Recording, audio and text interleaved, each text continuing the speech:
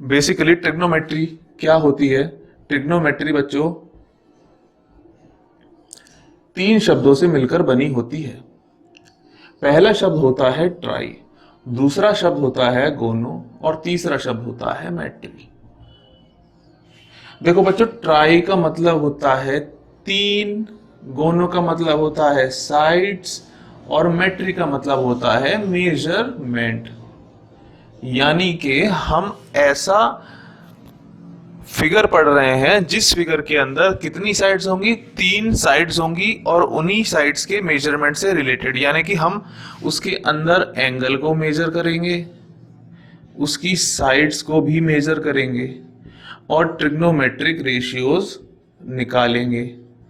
अब trigonometric ratios की बात आती है तो बच्चों ट्रिग्नोमेट्री के अंदर हमारे पास बेसिक 6 ट्रिग्नोमेट्रिक रेशियोज होते हैं। क्या होते हैं बच्चों? ट्रिग्नोमेट्रिक रेशियोज कितने होते हैं? 6 होते हैं। कौन कौन से होते हैं? देखो बच्चों, पहला होता है साइन, दूसरा होता है कॉस, तीसरा होता है टेन, चौथा होता है कॉसेक और पांचवा होता है सेक और छठा होता है कॉट। बच्चों ये इनके शॉर्ट फॉर्म्स हैं। लॉन्ग फॉर्म क्या बोला जाएगी? इसको बोलेंगे साइन, इसको बोला जाता है बच्चों कोसाइन, इसको बोला जाता है टेंजेंट, इसको बोला जाता है कोसेकेंट, इसको बोला जाता है बच्चों सेकेंड और लास्ट वाले कॉट को बोला जाता है कोटेंजेंट। ये बेसिक 6 ट्रिग्नोमेट्रिक रेशियोज होते हैं बच्चों। इन्हीं रेशियोज से रिलेटेड हम चीजों को आइडेंटिफाई करेंगे और ट्रायंगल के हिसाब से समझेंगे कि हम इनको किस तरह से यूज करेंगे। तो बच्चों ट्रिग्नोमेट्रिक रेशियोज की बात करने से पहले हम थोड़ा सा ट्रायंगल समझ लेते हैं। बेसिकली ट्रायंगनोमेट्री जो है वो आपकी सिर्फ और सिर्फ राइट एंगल्ड ट्रायंगल के अंदर अप्लाई होती है बच्चों। किसमें होती है? राइट एंगल ट्रायंगल के अंदर। यानी कि एक ऐसा ट्रायंगल जिसके अंदर एक एंगल राइट एंगल है यानी कि 90 डिग्री है। इस ट्रायंगल में क्या होगा? एक होती है आपकी हाइपोटेनस,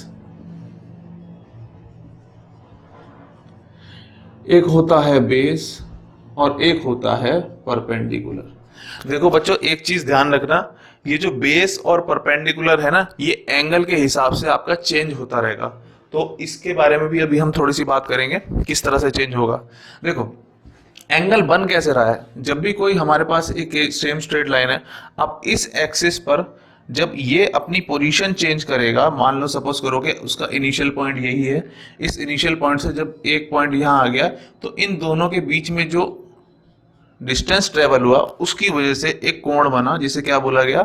थीटा बोला गया। अब यही थीटा जो होता है ये हमारा इन ट्रायंगल के अंदर होता है, यानी कि ये थीटा यहां भी हो सकता है, ये थीटा यहां पर भी हो सकता है। ठीक है बच्चों, अब यहां पर क्या करेंगे? अब सबसे पहले हम एक चीज ध्यान में देखेंगे कि थीटा के सामने वाली साइड हमेशा क्या होती है बच्चों? परपेंडिकुलर। थीटा के अपोजिट साइड वाली जो साइड है वो क्या कहलाएगी? वो परपेंडिकुलर हो जाती है। ठीक, यानी कि अगर थीटा ये है तो इसके सामने वाली साइड परपेंडिकुलर कहलाएगी और इससे लगती हुई जो साइड होगी वो बेस कहलाएगी। लेकिन फॉर एग्जांपल मेरे पास अगर एक ट्रायंगल ए बी सी है जिसके अंदर बी 90 है और अगर मेरा एंगल थीटा ये बन रहा है तो इस थीटा के सामने वाली साइड क्या बन जाएगी? परपेंडिकुलर बन जाएगी और ये वाली साइड क्या बन जाएगी? उसकी बेस बन जाएगी। हाइपोटेनस हर केस में आपकी हाइपोटेनस ही रहेगी। ये बात आप अच्छे से ध्यान से समझ लीजिए। अब नेक्स्ट पॉइंट ये होता है कि हमने जो अभी 3 चीजें समझी हैं, क्या क्या समझी है? एक चीज होती है बेस, दूसरा होता है परपेंडिकुलर और तीसरा होता है बच्चों हाइपोटेनियस। इन तीनों के बेसिस पर ही हम ट्रिग्नोमेट्रिक रेशियोज को आइडेंटिफाई करेंगे। यानी कि अभी जो हम एंगल लेंगे वो एंगल लेंगे ये वाला थीटा। इसी के रिस्पेक्ट में अगर आप ये लेना चाहोगे तो चीजें थोड़ी सी चेंज हो जाएंगी। यानी कि बस खाली परपेंडिकुलर और बेस की जो पोजीशंस है वो चेंज हो जाएंगी, फंक्शंस वही रहेंगे। तो देखो बच्चों, जो साइन थीटा होता है, साइन थीटा होता है परपेंडिकुलर अपॉन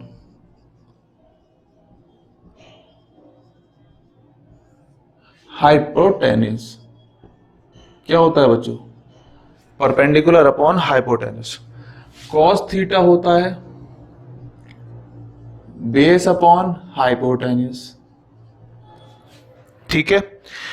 टेन होता है परपेंडिकुलर अपॉन बेस। ठीक है बच्चों, अभी मैं इसकी ट्रिक भी आपको बताऊंगा कि किस तरह से आप इनको याद रखोगे। इन्हें याद करना बहुत ज्यादा आसान है, तो इजीली आप कर पाओगे। ठीक है। कॉसेक थीटा क्या होता है? कॉसेक थीटा होता है हाइपोटेनस अपॉन परपेंडिकुलर। उसके बाद आता है कॉसेक थीटा, क्या हो जाता है बच्चों? Hypotenuse upon base. ठीक है। और last one is cot theta. Cot theta क्या हो जाएगा बच्चों? Base upon hypotenuse. ठीक है बच्चों, तो ये आपके पास 6 ट्रिग्नोमेट्रिक रेशियोज हैं जिनकी वैल्यूज आपको गिवन है। यहां पर मैं मेंशन कर देता हूं कि इस थीटा से लगता हुआ बेस बन जाएगा और ये वाली साइड हो जाएगी perpendicular. This is the hypotenuse. तो अब यहां पर आप इसको इससे रिलेट कर सकते हो, यानी कि साइन थीटा क्या बनेगा? Perpendicular upon hypotenuse. यानी साइन थीटा की अगर वैल्यू निकालोगे तो परपेंडिकुलर अपॉन हाइपोटेनस बनेगा। कॉस थीटा निकालोगे तो बेस अपॉन हाइपोटेनस बनेगा।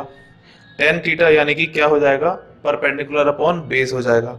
अच्छा चलो, ये चीजें तो आपने देख ली। अब सबसे मेन पॉइंट जो आता है वो क्या होता है? देखो बच्चों, जो साइन थीटा होता है वो किसका उल्टा होता है? कॉसेक थीटा का। कॉसेक थीटा का रिवर्स होता है। कॉट थीटा किसका होता है? टेन थीटा का रिवर्स होता है। ठीक है बच्चों। और कॉसेक थीटा किसका रिवर्स होता है? सेक थीटा का रिवर्स होता है। अब देखो, हम एक टेक्निक समझेंगे। उस टेक्निक में क्या है, हम इन रेशियोज को किस तरह से याद रखेंगे। तो हमारे पास एक तरीका है जिस तरीके का नाम है पंडित बद्री प्रसाद हर हर बोले। ठीक है। अब इसी को रिवर्स बोलना है। क्या बोलना है? जैसे मैंने बोला पंडित बद्री प्रसाद हर हर बोले, फिर क्या बोलोगे? हर हर बोले पंडित बद्री प्रसाद। यानी कि पहला वाला बाद में बोलना है, बाद वाला पहले बोलना है। यानी कि पंडित बद्री प्रसाद हर हर बोले, हर हर बोले पंडित बद्री प्रसाद। ये लिख लिया आपने। इसे लिखने के बाद इनके जस्ट नीचे क्या लगा दोगे आप? अपॉन का साइन लगा दो, क्योंकि ये आप क्या पढ़ रहे हो? आप पढ़ रहे हो रेशियोज। रेशियो क्या होता है? अपॉन की फॉर्म ही तो होती है। इसीलिए आपने क्या करा? अपॉन लगा दिया। अपॉन लगाने के बाद देखो, ये होता है साइन की वैल्यू, ये होती है कॉस की वैल्यू। This is tan, this is cosec, this is sec and this is the cot value. आप इजीली याद कर सकते हो। तो एग्जाम में जाओगे तो सबसे पहले क्या बनाना है? ये वाली चीज बना लोगे और sine cos tan cosec sec cot आप लिख लोगे। इससे क्या पता चलेगा? जो भी आपको ट्रिग्नोमेट्रिक रेशियो लगाना है वो आप डायरेक्टली लगा सकते हो। अब बात करते हैं, ये जो हमने ट्रिग्नोमेट्रिक रेशियोज लिखे हैं, sine theta, cos theta, tan theta, cosec theta, sec theta और कॉट थीटा, इनमें आपस में रिश्तेदारी क्या है? रिश्तेदारी का मतलब सेंस ये है कि कौन किसके साथ रिलेट कर रहा है। ठीक है। अभी जब तक यहां पर ये सिंपल ट्रिग्नोमेट्रिक रेशियो हैं तब तक क्या होगा? देखो बच्चों, साइन थीटा होता है 1 अपॉन कॉसेक थीटा। यानी कि साइन थीटा कॉसेक थीटा का रिवर्स होता है और कॉसेक थीटा किसका रिवर्स होगा? साइन थीटा का। यानी कि कहीं अगर आपके पास साइन थीटा लिखा हुआ है तो आप उसे 1 अपॉन कॉसेक थीटा लिख सकते हो। अगर कहीं cosec थीटा लिखा है तो आप 1/sin थीटा लिख सकते हो। ठीक है, सिमिलर वे में cos थीटा को क्या लिख सकते हो, 1/sec थीटा। यानी कि अगर कहीं sec थीटा दिया है तो आप उसे 1/cos थीटा भी लिख सकते हो। क्लियर है? इसी वे में tan थीटा क्या हो जाएगा, 1/cot थीटा। यानी कि cot थीटा को भी आप 1/tan थीटा लिखा जा सकता है। बोलो क्लियर है? इस तरह से आप इनके रिलेशन समझ में आया कि कौन किसका रिवर्स है या किसका किसके साथ इनवर्स का रिलेशन है। अच्छा, इन तीनों चीजों से एक चीज और निकल के आती है। क्या निकल के आती है बच्चों? देखो, अगर sine theta into cosec theta लिखा है कहीं, तो आप उसको क्या लिख सकते हो, 1 लिख सकते हो। डायरेक्टली 1 वैल्यू पुट करोगे। दूसरा, sec theta into cos theta भी क्या हो जाएगा आपका, 1 हो जाएगा। इसी वे में tan theta into cot theta भी क्या हो जाएगा, 1। तो एक ही चीज से तीन तीन चीजें पता चल रही हैं और इन्हीं चीजों को आपको यूज करना होगा अपने क्वेश्चंस के अकॉर्डिंग। ठीक है बच्चों? तो अब बच्चों, अब क्या देखना है, अब हमें सबसे पहले ये चीज ध्यान रखनी है कि हमारा जो ट्राइंगल है, जो कि बच्चों राइट ट्राइंगल है, इस राइट ट्राइंगल के अंदर क्या लगा सकते हो आप, पाइथागोरस थ्योरम लगा सकते हो। क्योंकि पाइथागोरस थ्योरम सिर्फ राइट एंगल ट्राइंगल में ही लगती है। और पाइथागोरस थ्योरम की मदद से क्या करोगे, किसी क्वेश्चन में आपको ये साइड और ये वाली साइड दोनों दे रखी हैं तो तीसरी निकाल लोगे।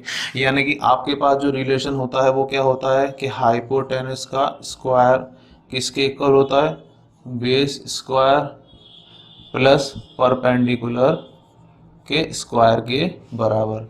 अच्छा, एक और चीज ध्यान रखना कि आपको अगर साइड्स भी दे रखी हैं तो आप पाइथागोरन ट्रिपलेट, क्या बोला बच्चों मैंने, पाइथागोरन ट्रिपलेट्स को आप लर्न करेंगे।